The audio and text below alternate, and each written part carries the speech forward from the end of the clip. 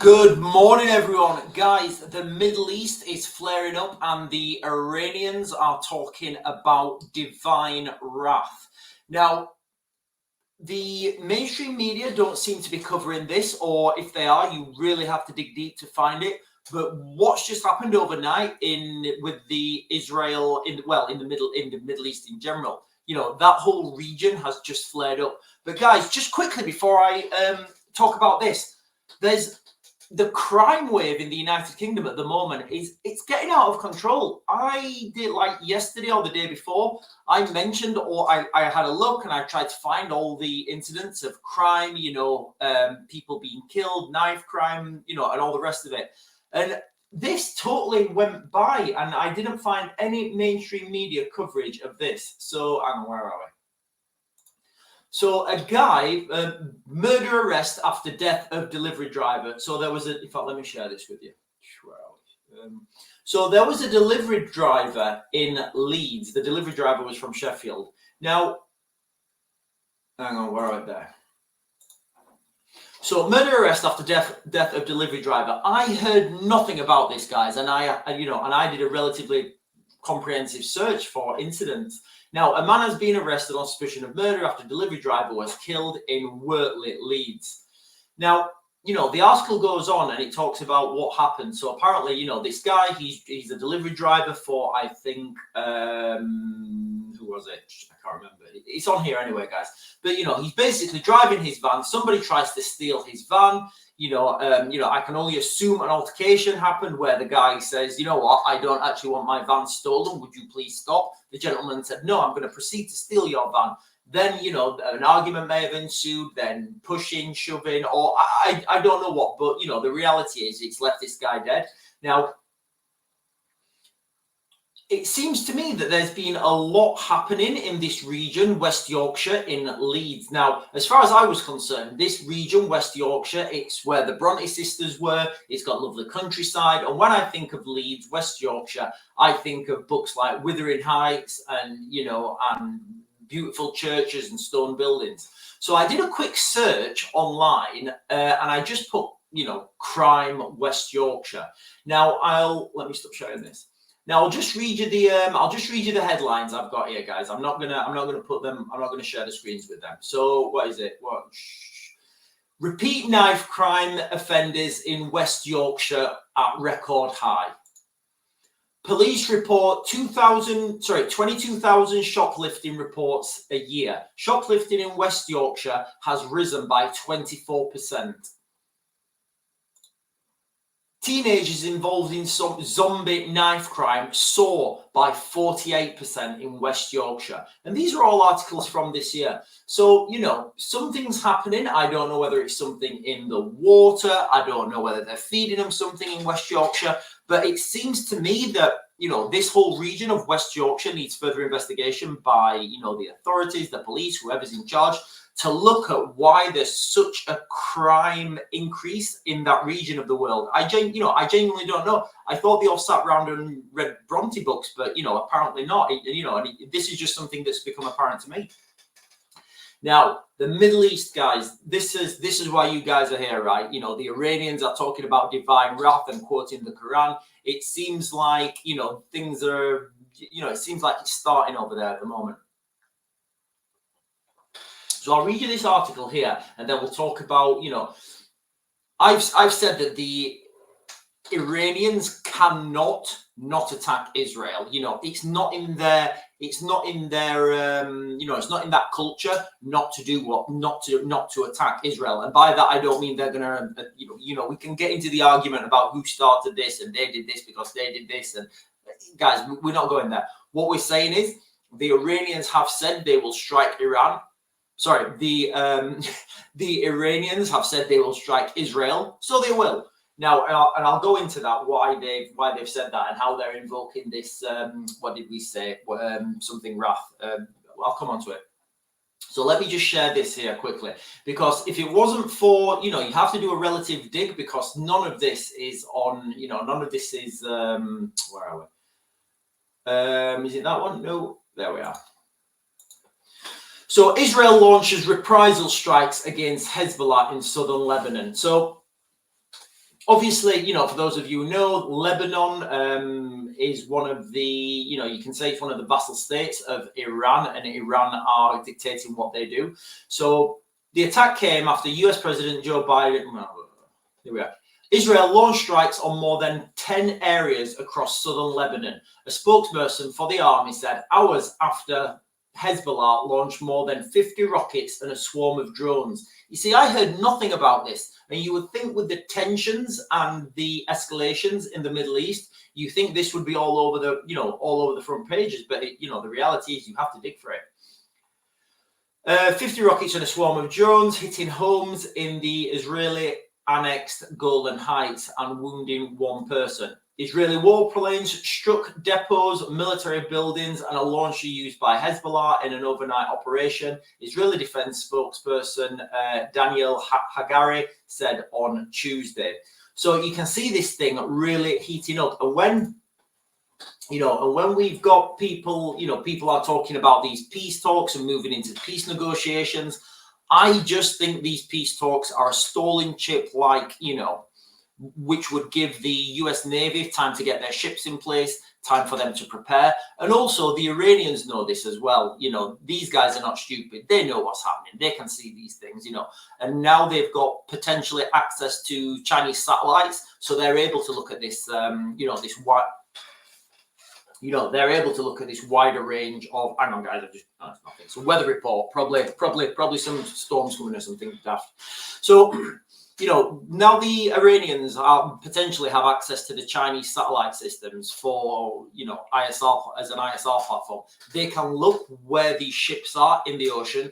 Well, sorry, off the coast in the Med, and it gives it gives better context now for remember when mainstream media were saying that Iran is looking to use Chinese satellites to identify targets in Israel, and I said no, Israel's too small. You've got enough human intelligence on the ground there. I can guarantee that there's enough open source material. There's enough human intelligence, as in people walking around with camera phones, that they don't need any satellites flying over Israel to be able to do that. However, the Mediterranean's a big place. Ships can move around, so it makes sense to identify where these ships are if you're looking at a potential strike on these ships. Now, I'm not saying that's going to happen, but it is definitely a possibility, and the Iranians are 100% considering it. Obviously, they're going to be considering all options.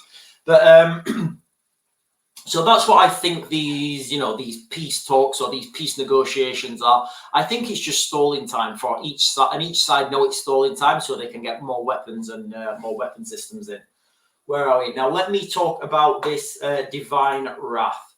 So this is an article from Al Jazeera. And so Iran's supreme leader faces a bitter choice on Israel. Now, he's been in power absolutely ages. I think he's 85 now. And I've got to say, guys, he looks well for 85. He really does. Right. Like most things, guys, the important stuff is down at the bottom. Where are we? Yeah, here we are, guys. So what you've got to think about is the culture in that part of the world, and how they, and how they see their leaders, and how culture, I think, is the best word to use it. Because we look at things with Western eyes, and you can't look at things with Western eyes when you're talking about the Middle East. Now, I'm not saying there's anything wrong with their culture or the way they do things. I'm just saying that it's different. Like the culture in Eastern Europe is different. But over here in the West, we kind of don't see things with those Middle Eastern eyes. And that's what you have to do. You have to see things with Middle Eastern eyes to understand the next moves. Now, here we are. So speaking to officials on the 14th of August, he said Iran must not be intimidated by psychological warfare its enemies are using. Invoking the Quran, he added, non-tactical retreats, whether in military, political, or media or economic fields, will incur divine wrath. So I'm assuming here this is something from the Quran when he says divine wrath. And this is why, sorry, I'll continue reading. Although there is no indication yet as to what he will do, it is a choice that could reshape the Middle East strategic landscape. So let me just leave that there, guys, and I'll stop sharing.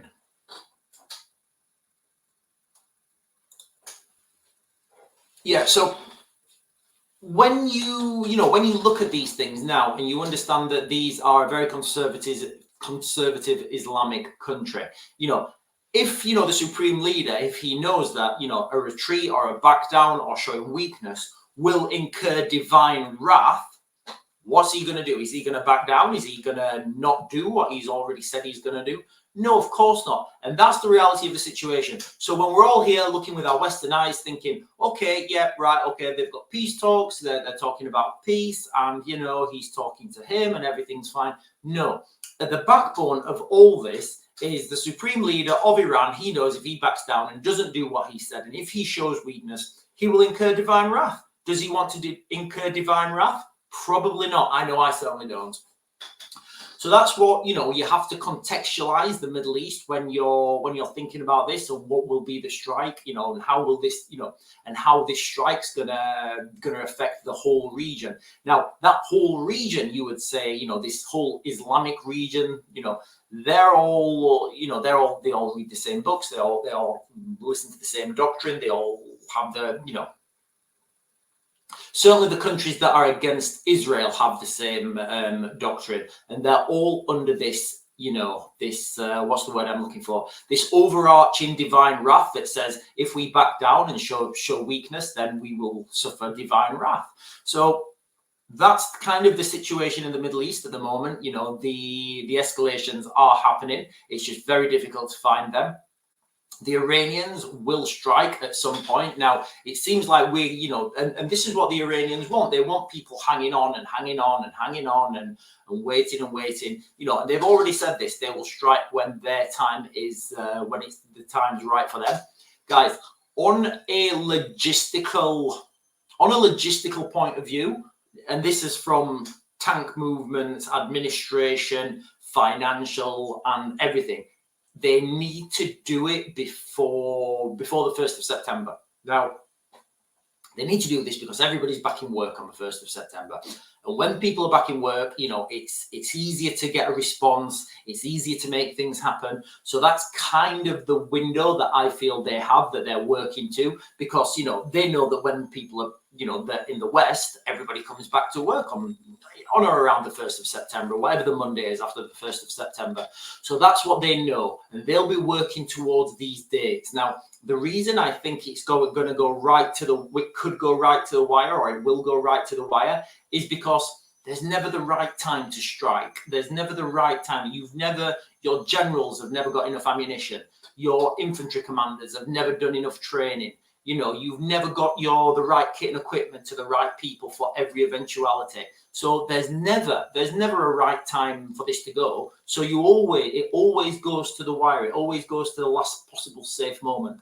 And I think that this needs to be done. Well, by done, I mean the Iranians need to strike back before the 1st of September, because after the 1st of September, it will make things more difficult for the US to intercept, for the Allies to mount a consolidated response. Obviously, once this has been struck, if they strike now, for example, everybody calls their staff back. Everybody gets into if you're in the United Kingdom, there's a Cobra meeting or whatever. If you're in the United States, there's an emergency state meeting, and everybody gets called back. And then that maybe after a week or so, everybody's back in work who's relevant, and then the machine can start functioning. So that's why that window of opportunity is closing, and I think it will be around about the beginning of September. That window of opportunity is going to close. That's not to say that it's definitely going to happen before the beginning of September, but it's more than likely. You've got to look at these. When you're planning these attacks, you want to use all your strategic advantages. So for the Iranians, are they going to attack when all the US warships are in place, when all the strategic staff are sat at their desks, at their computers, ready to, command and control? When the US has got more and more ships, more and more ammunition, more and more aircraft out there? No, of course not. That the Iranians, and again, we talked about this previously. If if both sides, understand that this conflict is inevitable, and they're talking about peace talks, but they're still bombing each other. So I don't. you know, I don't understand how peace talks can be done when people are still bombing each other. Surely, you know, the fighting has to stop, and then you can have peace talks. But who am I? Who am I to dictate Middle Eastern policy? So, yeah, guys, that's the reality of the situation on the ground at the moment. Both sides escalating. The window of opportunity for the maximalization of the Iranian strike is closing, and that's going to start to close around about the 1st of September or the first Monday after that. So, guys, that is the, you know, that's the reality of the situation. We need to look at these things with, you know, we can't look at these problems with Western eyes, because there's a lot of stuff we don't see. Anyway, guys, I'm going to back to grid. I'll give you guys another video later, and make sure you get to the gym.